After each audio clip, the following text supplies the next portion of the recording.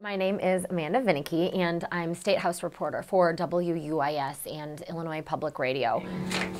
Just got back, it's been a week and a half now, I think, from Berlin in Germany, and it was part of the Fulbright program. It's a fellowship for young journalists. So there were 16 of us from all across the United States, including 4 ladies who also work for public radio. Well, I was one of the 4, which is kind of neat, as well as newspaper reporters, a TV reporter. Basically, it was very focused on trying to teach us about the German media and differences between their system and culture and the media culture in the United States. And it also featured some on, German history, and I guess that all kind of integrates. In a democracy, obviously, media plays such an important role and is such a part of everyday life and of society, and so how the media develops has an effect on day-to-day life, and day-to-day life, of course, affects what happens in the media. So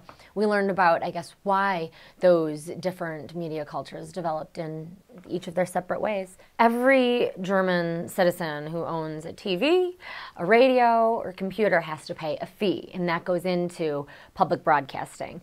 So these, of course, were some fancy digs that we saw, and that was really nice. And just learning about the systems and the commitment to public service and news, as well as, of course, to the children's programming. They do have a separate entertainment show where they have, all entertainment news is kind of pegged into the entertainment show versus in the news programs, which is a bit different than a lot of the media outlets here in the United States, particularly the commercial television outlets.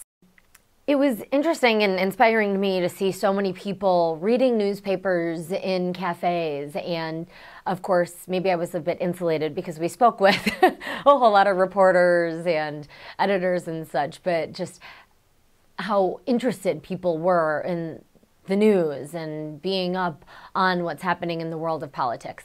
That said, there are really some major differences, and one of the criticisms that we heard from a lot of those reporters was that they said, it doesn't seem as if we're as hard-hitting and as tough on our public officials and our government as is the practice in the United States. A lot of the newspapers are pretty upfront about the angle and the bent that they take on the news. And so particularly in editorials, but also in, some news articles, you're going to have a paper that's known for being kind of the conservative paper and a liberal paper and one that's, more moderate. It's great to develop a network of people who are really into the media and had the same interests and have a lot of these discussions. And of course, we had a lot in common and a lot to talk about in terms of the own stories we're pursuing and our own interests and backgrounds, and made some friends, of course. And so the whole thing was absolutely amazing.